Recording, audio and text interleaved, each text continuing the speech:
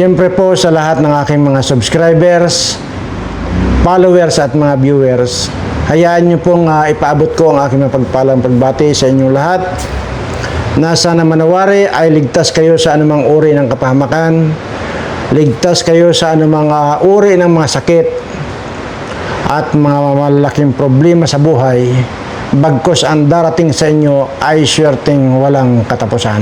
Ayan. At bago po tayo pupunta sa ating main topic ay nais ko lamang pong ibalita sa inyo na ito pong ating First Lady ay nagmukhang katulong or nagmukhang helper doon sa Malaysia. Kaya po nagmukhang helper dahil hindi po nakilala ng mga asawa ng mga prime minister at mga presidente doon itong si Lisa. Kaya nga po mayroon pong isang asawa ng prime minister nagtanong sa kanya, "Are you helper of Mr. Marcos?" Yun daw sabi. At siyempre talagang sobrang napahiya. Talagang parang kinawawa. Hindi naman yun, maaari bang hindi nila makilala yon, siyempre. At talagang hindi natin alam kung binuli o talagang binastos lang talaga dahil nga sa balitang-balita naman po sa buong mundo kung gaano ka sugapa maghigop ng malamig na Coca-Cola itong mga taong ito, lalo na itong mag-asawang ito. So, hindi po natin alam kung yun ay pambubuli o talagang pang-iinsulto na sa kanya. Talagang kawawa. Imaginin mo, nung sinabi na you are looks like helper of Mr. Marcos, may karugtong pa po doon. And also, your looks like, the big stomach prag. Ang ibig sabihin, malaki ang butod na palaka. Sinabi talaga. Kawawa. Grabe. At lalo pa yung mukha niya, siguro, ay baka talagang hindi naman talaga kaiga-igaya na parang kamukha na rin ni Wakwak ng Cebu. At para bang ito, kung merong wakwak sa Cebu, mayroon din dyan sa Manila na aswang. Diba? So, yun. Dito na po pumapasok yung lagi kong sinasabi sa inyo na mag-subscribe kayo dito sa Birana Live Studio TV para gumanda at gumwapo kayo. Hindi ba't ang dalas ninyong marinig sa akin yan? Ayaw maniwala. O kagaya po nito, si First Lady. Napapanood naman po niya itong ating vlog na siya pinagpipilitan ko. Na garantisado, sigurado, na kapag ka nag-subscribe ka rito sa Birana Live Studio TV, gaganda at gugwapo ka. Pero hindi niya ginawa. Kaya, tuloy, yan. At pinagpiestahan siya ng mga asawa ng presidente at asawa ng mga prime minister dyan sa Malaysia. Imaginin mo, sasabihin ka ba namang para kang mukhang palakang butod? Oh. So, hindi ko na po kasalanan. Okay? Basta ang sa akin po rito, panay-panay ang aking pagpapaalala sa inyo na yung kung sinasabi ko sa inyo ano mang mukha ninyo. Kahapon lang sinabi ko kung ikaw ay mukhang kambing, kabayo, baka, kalabaw, nag-subscribe ka rito, siguraduhin ko gaganda, gugwapo ka. At kasama na rin po dyan lagi na kagaya po niyan ay alam naman po natin na mukha nito ay mukhang aswang. Tingnan mo yung wakwak ng Cebu. Tingnan mo, para pang dalawa ang katangian, parang nga manghuhula pa kasi ang nipis-nipis na ang bibig. Kabaliktaran naman dyan sa vlogger na kuwan, yung vlogger dyan na akala mo ang daldal-daldal, nakabaliktad naman yung bibig. Ayan. So, yun po yung sinasabi ko. Ayan, kung ito ba si First Lady ay nakinig doon sa sinasabi ko mag-subscribe, adi sana gumanda. Ganon din itong si BBM. Sinabihan ko na rin niya na mag-subscribe para gumanda, ay para gumwapo. Ayan. Mas pinili niya yung kanyang itsura na mukhang kohol. Ayan tuloy. Nabuli. Yan po yung sinasabi ko sa inyo. Ayaw nyo lang maniwala eh. Anyway, paniwalaan nyo sarili nyo. Huwag nyo paniwalaan si Berhan. Diba? Yung madinin mo. Sasabihan ka naman na your looks like a big stomach prag.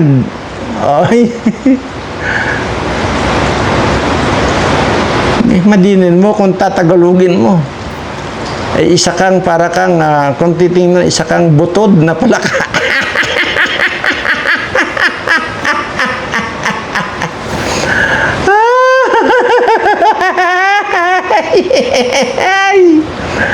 Grabe.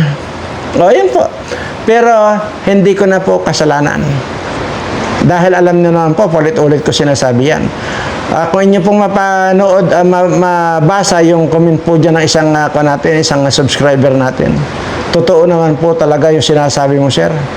Kasi, sa totoo lang po, nung hindi pa ako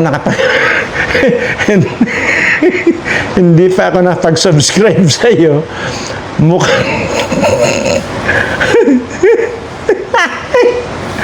mukha daw siyang tubol.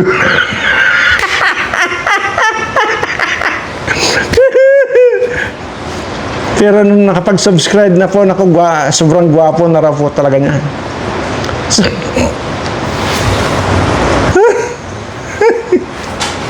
grabe, ano?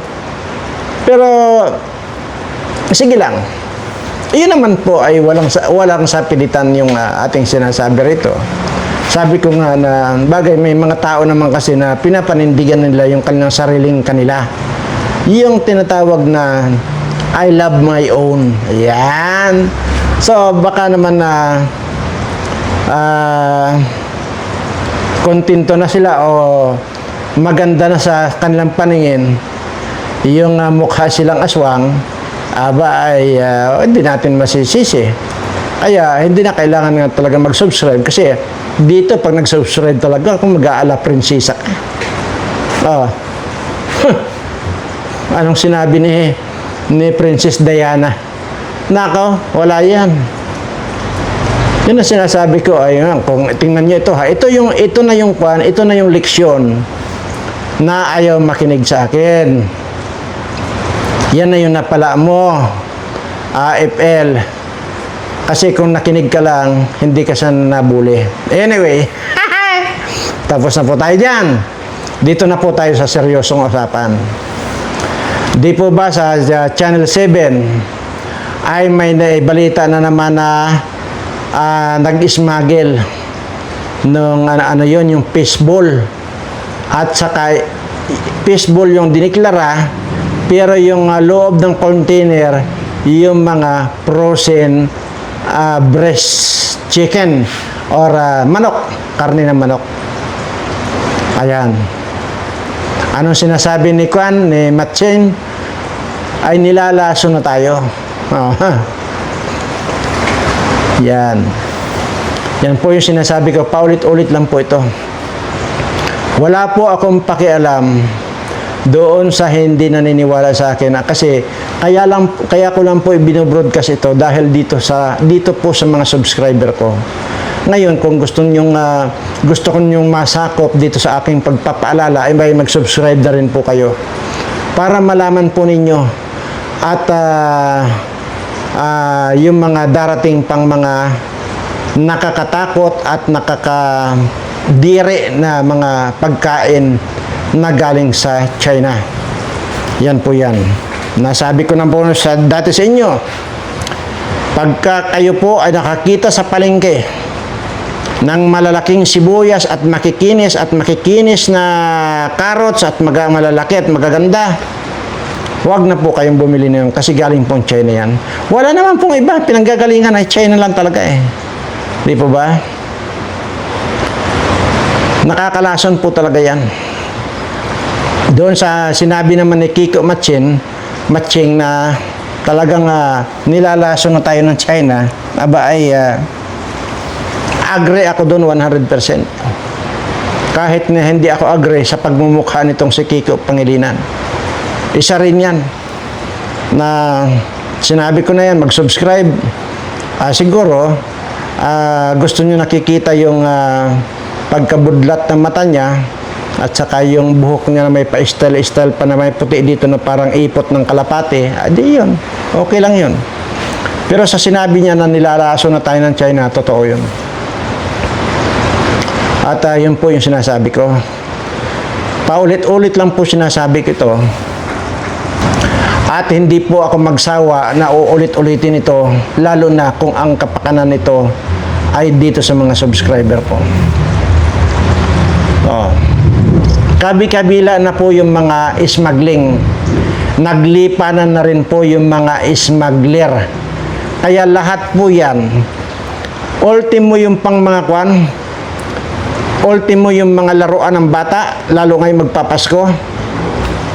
Baka hindi nyo po alam na napakarami pong inismaggle na dinala dito sa atin, na yung mga laruan ng bata, yung mga baril-baril at mga kutsi-kutsihan na plastic na yan, napakataas po ng lead content niyan. Napakataas po. Kaya po ini-smuggle nila yan kasi mura. Pero ang totoo yun, hindi po safe sa mga bata na paglaruan niya. Doon po sa may mga anak na kwan,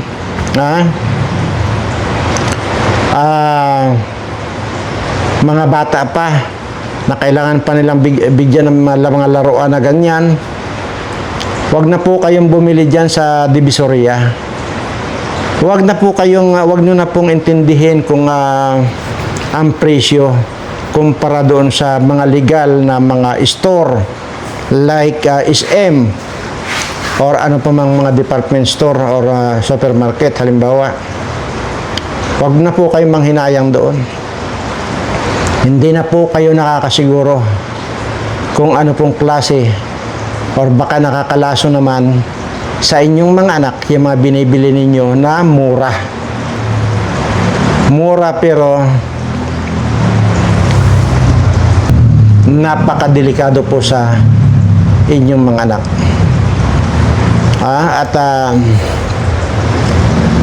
Kaya na po talaga yan. Grabe. Yung mga smuggler na ito, naglipa na naman po yung mga smuggler. At kabi-kabila yung mga smuggling. Mabuti nga, hindi na naituloy yung dati, nung in-smuggling na fake na rice. Yung pala ay plastic na minanufacture din sa China. See? Talaga pong nangyari yan eh. Yung fake na bigas. Imagine mo kung yun ay makakain ninyo. So, hindi natin alam. Yung iba na ngayon po, tonilada yung mga inangkat sa abroad. Ewan ko kung saan-saan yan. Hindi naman tayo sa agriculture. Ay baka may nakahalo din pong China yan at baka hinaluan din po yan ng mga artificial o fake rice. Yan po ang nakakatakot ngayon. Lahat po ng mga pagkain ngayon, kung hindi po kayo mabusisi, talagang mapapahamak kayo. Sinasabi ko po yung sinasabi kong sibuyas at saka itong mga carrots na ito. Galing po yan, doon po yan nila itinanim sa mga napakakontaminadong mga lupa sa China na pinagtatapunan din po ng mga wastewater ng mga factory sa China. Kaya po napakataas po ng lead content niyan. So kung mataas ang lead content ng isang lupa, 100% po nandyan yan sa gulay na itinanim mo, nandyan po yan. So talaga pong nakakatakot. At pero sabi ko nga po, yung pagpapaalala ko pong ito ay hindi ko naman po kayo pinipilit. Paalala lang po ito. Maging hindi kayo subscriber ko pagka inyong napanood ito, ay magdalawang isip na kayo na baka po lahat po ng mga na galing sa China, tandaan po ninyo na laging may peligroso. Maliban na lang dyan yung mga electronics, siyempre. Di ba marami talagang made in China. At di ba yung mga imitation, lalo na yung mga sapatos ng mga Nike na yan, mga made in China, marami po. Pero huwag lang po kayo doon sa laruan ng mga bata. Okay. At huwag lang din po sa pagkain. Okay. So yun po. Ano man yan, basta ang mahalaga ay huwag kayong makakain ng mga pagkain na galing China. Imagine mo. At hindi nyo alam, ito kung nakalusot yung mga manok na yan. Sos Mariosep. Pero hindi po natin, alam nyo, sa totoo lang, malamang sa malamang, dahil tuso itong gobyernong ito, malamang sa malamang, baka isang container lang yung diniklara na smuggled chicken na yan, chicken meat na yan, ay baka marami pa yung ipinalusot nila. Alam nyo naman dyan sa Bureau of Custom,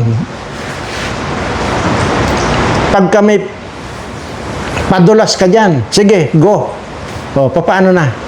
Kung nakalusot na. Tapos nagkalat na dyan sa mga palengke at lalo't mura yan, ay mahilig tayo sa mura ng mga Pilipino. Kung alin yung mura, doon tayo.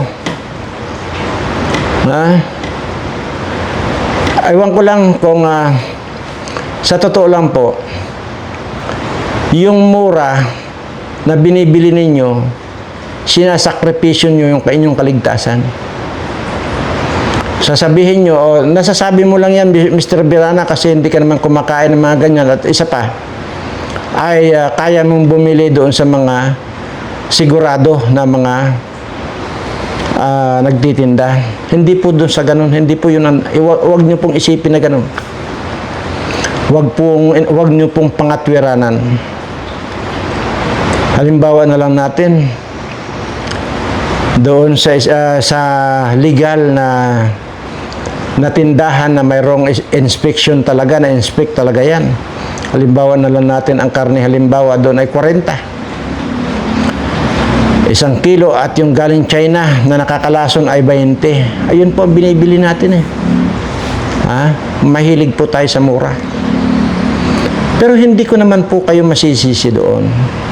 Kasi nga sa hirap ng buhay, talagang doon tayo, mamimili tayo ng mura.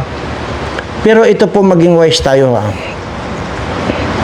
Pwede po tayong mamili ng mura kung alam natin na produkto natin. Halimbawa na natin, yung mga gulay na lang. Itong mga carrots na lang, halimbawa nito. Ay, din po, mga gulay din po natin yan. Nako, doon sa isang tindahan, ang lalaki ng carrots, ang gaganda, ang kikinis. At murang-mura pa. Tapos dito sa kabila, ang liliit na, para mga malnourished pa, ng mga carrots, halos kapantay lang ng presyo doon sa magaganda. Yun po ang gusto kong sabihin sa inyo.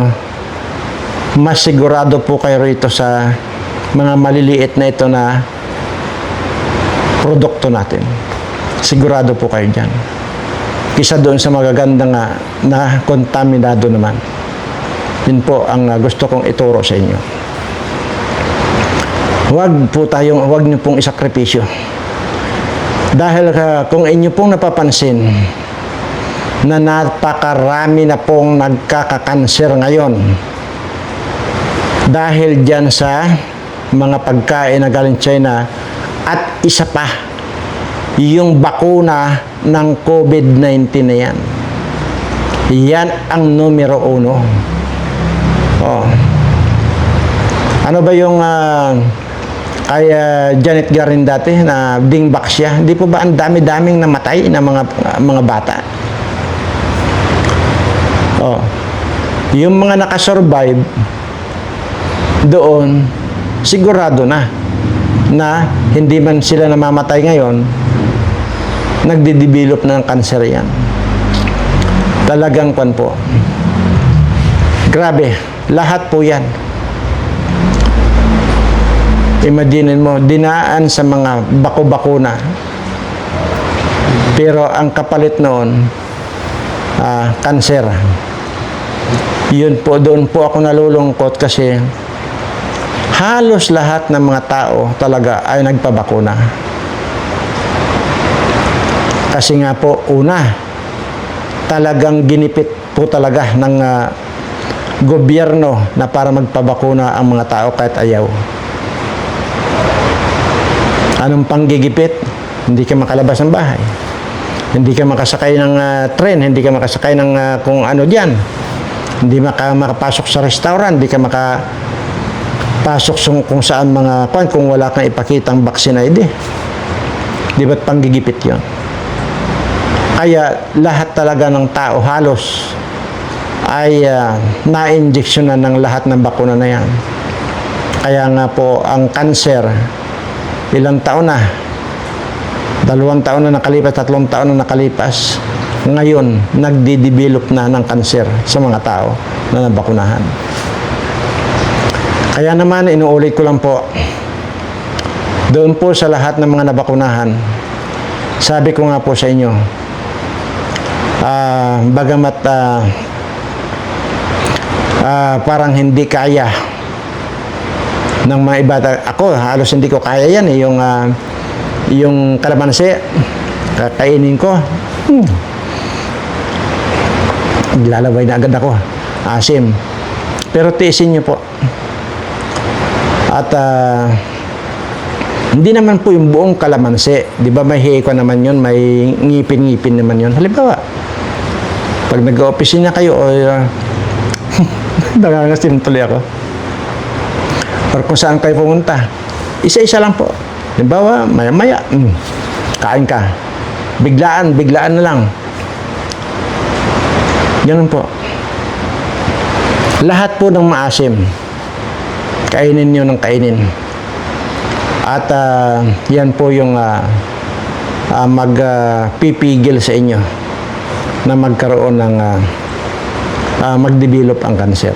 Kung hindi pa kayo tinutubuan. At kung meron na pong tumubo na bukol na cancerous na, ayan po ay kumbaga napipigilan pa dahil dyan sa asim na yan. Kahit anong klaseng po, anong klaseng basta maasim, huwag lang po yung santol, ano? At kinuha ko na po, diniscuss ko na po ito. Gusto ko lang pong ulit-ulitin dahil doon po sa mga hindi nakapanood ng aking video. Ganun ko po kayo kamahal, kaya sabihin nyo ng sirang plaka ako, pero inuulit-ulit ko lang dahil alam ko na marami sa inyo yung hindi pa nakakaalam yan. Marami rin sa inyo ang hindi nakapanood itong ko. Lalo na yung mga iba, manood sa umpisa, hindi naman tinatapos. Kagaya nito. Kung hindi nila tinapos ito, hindi nila malalaman na mayroon pala akong diniscuss na ganito. Di po ba? Yun po yung sinasabi ko. Kaya paulit-ulit lang po na sinasabi ko. Sabi ko kahit na magmukhang sirang plaka ako, ang mahalaga sa akin yung maiikwan ko kayo, maiiwas kayo doon sa tiyak na problema na kakaharapin ninyo. Ayan, at tapos yun nga, yung kabi-kabila na po yung mga smuggling at mga kabi-kabila na rin po yung mga smuggler. Ayan, ingat po kayo sa inyong mga binibili. Mag-ingat po kayo. At lalo na yung mga mahihilig sa mga frozen meat, nako. Kaya nga po alam niyo po ba, kaya po nagkakaroon ng ganyan kasi tayong mga Pilipino, sinabi ko na kanina, mahilig tayo sa mura. Ay bakit kayo magpo-frozen meat? Okay lang na frozen meat yan kung alam ninyo na dito sa atin yan. Halimbawa natin yung mga manok na frozen. Alam nyo ba kung saan galing? Ay kung paano yan, kung galing ng China yan, may mga laso na talaga yan. Hindi lamang po 50% ang lead content yan. Nakakalaso na, nakakakanser pa.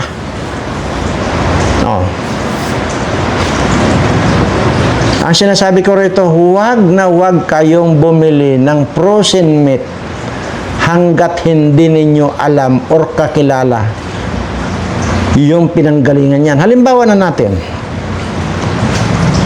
itong kapitbahay ninyo, mayroong grocery. Dati-rati naman hindi nagtitinda ng frozen meat yan. Dahil nakakuha sa mga smuggler, nagtinda bigla ng frozen meat. Ang ibig ko pong sabihin dito, ay huwag na pong bilhin yun. Huwag na po kayong bumili doon. Ngayon, kung kapitbahay nyo nagtinda ng frozen meat at alam nyo na siya talaga ang nagkakatay, okay yun. Kasi alam nyo na kinatay nila yun. Diba? Kisa naman doon sa hindi nyo alam at yung pala galing China yun. Wala naman pong iba na nakakalason kundi galing China. Lahat po yan. Basta pagkain, huwag po kayong pakakasiguro. Huwag nyo pong isipin na, ay, napakamura itong lang bilhin ko. Mura nga. Pati yung cancer, binili ninyo sa kanila. Yun po ang ibig ko sabihin. Mura nga. Pero paano yung gagastusin mo pag nagkaroon ka ng kanser? Imagine niyo yan. Talagang murang-mura. Malaki ang pagkakaiba. Noong regular na karne at saka doon sa frozen, malaking pagkakaiba. Isasakripisyo ninyo yung inyong kalusugan. Huwag po kayong pakakasiguro at huwag na rin kayong magtitiwala dito sa lahat ng mga official ng gobyerno na may kinalaman dyan sa pag-i-import ng kahit na anong pagkain. Dahil yan, walang pakialam yan na mga yan, kasi hodang may lason yan, kasi hodang nakakakanser yan, walang pakialam. Basta ang mahalaga sa kanila, magkaroon sila ng pera. Tingnan mo itong mga animal, mga congressman at mga senador na ito.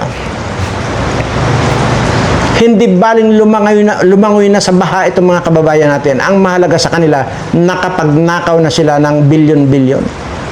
Yan po ang ibig kong sabihin. Dahil itong mga animal na ito, wala na pong pakialam ito sa kanilang kapwa Pilipino. Ang mahalaga sa kanila, puno yung mga bulsa nila. Ito yung mga dapat na, naku po, iwasan ko muna yung mga masasamang salita dahil minsan parang pakiramdam ko parang pinapahalo na rin ako ng ating Panginoon pag pagbitaw ako ng mga masasama ng salita. So yun, itong mga na ito, ganyan-ganyan. Lahat yan mga nandiyan sa gobyerno na wala silang pakialam sa kapwa nila tao, sa kapwa nila Pilipino. Ang mahalaga, kung ano yung kikitain nila, kung magkano yung kikitain nila. Oh, tingnan mo halos araw-araw may binabalita na gano'n, nasabat ko, no? Pero yung nasabat na yon, tigi isang container lang yung pinapakita. Hindi nyo napansin yan, ha? Pero paano yung ibang container ban? Yun yung mga pinalusot nila. Oh. At isa pa mga kababayan ko, lalo na sa mga subscriber ko, ha. At maging kayo na mga hindi ko subscriber na madamot. Kahit madamot kayo at hindi kayo nagsusubscribe dito, okay lang. Ito ay gusto kong i-discuss sa inyo ito para mapakinabangan ninyo kahit hindi kayo subscriber ko. Pero titiyakin ko sa inyo, pag na-realize ninyo na totoo itong mga sinasabi ko tama, ay magsusubscribe na rin kayo. At lalong higit, kapag lalo na kung meron kayong aatinanda parte, doon yung marirealize na sinasabi ko na kapag nag-subscribe kayo dito sa Birana Live Studio TV, gaganda kayo. O yan, ito po yung gusto kong sabihin sa inyo. Sa totoo lang po, itong gobyernong ito, dito na nagkatipon-tipon yung mga demonyo at mga magnanakaw. Kaya wala na po kayong dapat pagkatiwalaan. Wala na po. Ang pwede nyo lang pagkatiwalaan, sarili nyo na lang.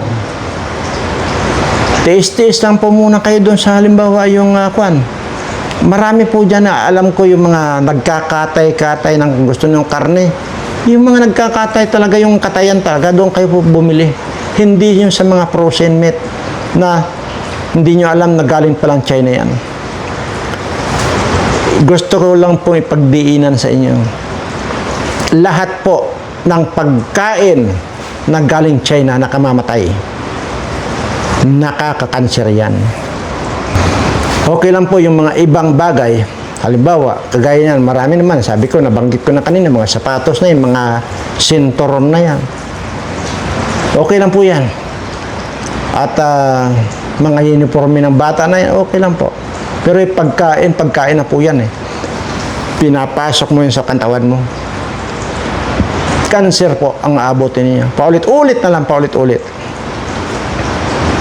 At siguro po, yan lang po muna ang aking bibitawang mga balita sa inyo.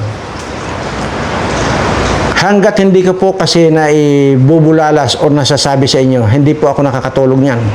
Kasi ang lagi ko iniisip, kung hindi ko i-discuss ito, paano itong mga subscriber ko at makabili nga ng mga ganyang pagkain, paano na. Okay lang sana kung may mga pira itong mga ito.